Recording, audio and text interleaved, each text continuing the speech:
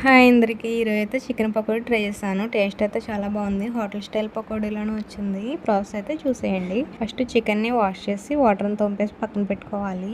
అందులోనే రుచికి సరిపడా పసుపు, సాల్ట్, కారం, ఇంకా అల్లం, వెల్లుల్లి, ధనియాలు, జీలకర్ర, గసగసాలు అన్ని మిక్స్ చేసిన పేస్ట్ అయితే వేసాను నేను. కొంచెం గరం మసాలా, అలానే హాఫ్ లెమన్ స్క్వీజ్ చేసి మొత్తం ఒకసారి మిక్స్ చేసేయాలి.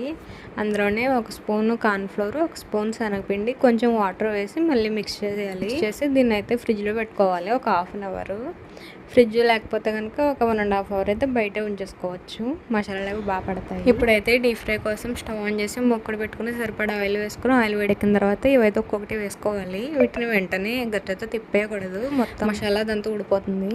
ఒక 1-2 మినిట్స్ తర్వాత గట్టితో తిప్పుకుంటూ ఫ్రై చేసుకోవాలి రెడ్ కలర్లోకి వచ్చేంత వరకు. లాస్ట్లో పచ్చిమిర్చి, కరివేపాకు వేసి ఫ్రై చేసుకుని ప్లేట్లోకి తీసేసుకోవడమే. దీన్ని ఆనియన్తో, లెమన్తో తింటే టేస్ట్ అయితే అదిరిపోద్ది. మీకు నచ్చింది.